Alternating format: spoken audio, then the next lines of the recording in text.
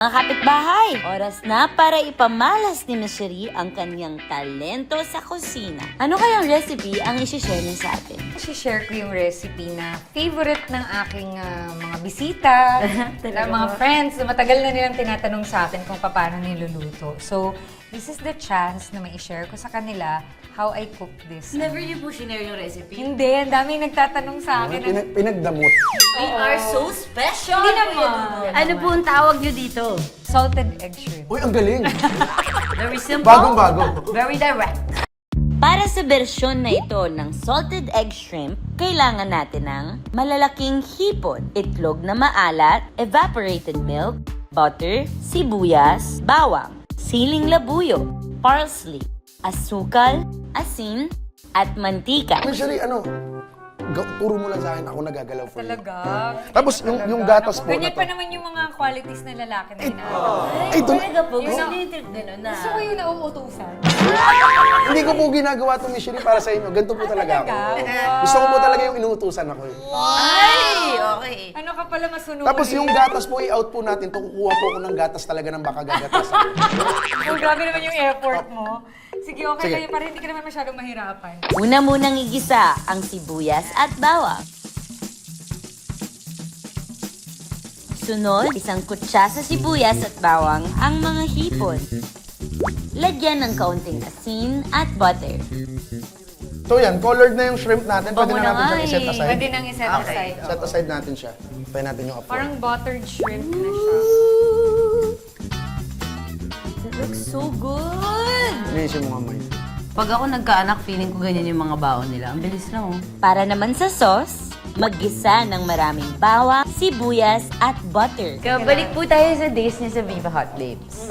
Naaalala niyo po paano kayo pumasok, paano nag-start? Ano yun eh, na-discover ako ni Patricia Javier sa Cagayan de Oro. Huh?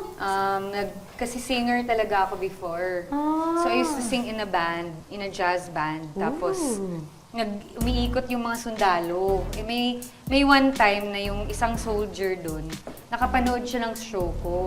Okay. Tapos sabi niya, igigest niya daw ako sa isang show, parang front act sa mga artist na galing Manila. Nung nag-perform ako, si Patricia Javier pala, nasa ano pala siya, nasa car, nanonood pala siya nung show. So narinig niya ako kumanta.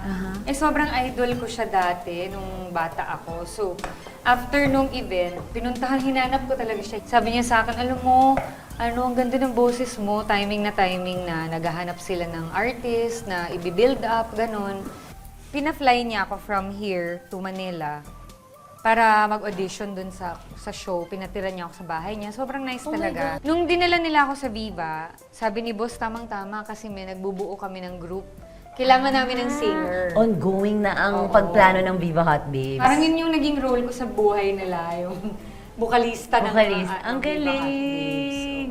Isalin ng evaporated milk at tubig sa ginisang aromatics. Pakuluan sa mahinang apoy. Ihalo na ang dinurog na dilaw o yolk ng salted egg. Grabe, parang ang sarap nito Ganda, parang ihalo sauce ng sa kanin. pasta. Diba? Pwede to ipasta, ate. Hindi ko pa natatry. Parang Pero itong baka. sauce na to pwede ipasta. Tapos Baka. itoppings niyo yung shrimp. Pwede. Life Oh, pwede! Parang pwede. Okay. Naku, na-share ko na Ang aking recipe, Wala totoo. na. Tapos Wala yung gantong na. color, Miss Cherie, okay na sa'yo to. Yeah. Hindi mo na siya nilalagyan pa ng pampa-orange pa. Hindi na. Ilagay na ang asukal, asin, at siling labuyo.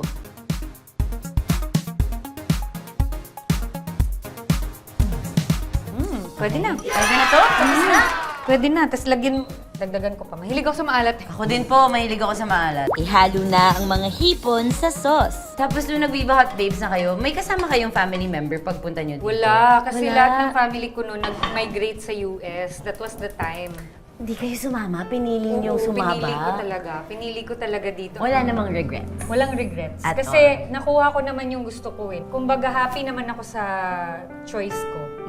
Although nalayo ako sa family ko, which is malungkot, pero happy ako dahil, tingnan mo ngayon, di ba? Tuloy-tuloy nga. Dito na ako Hanggang sa inyo, ngayon. nagluluto. Totoo. Alam mo yun, kumbaga, dream come true naman din for me.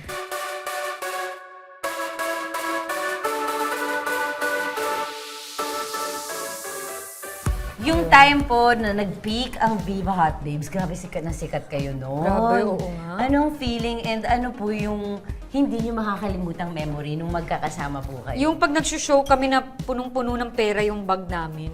Talaga? Cash ang bayan? Sarap. Oo. Cash agad? Yung mga panahon na yun, cash. Talaga? Teka, kunin ko yung mga hit. Masarap to pag may kanin. Sarap niyan. Oh my gosh.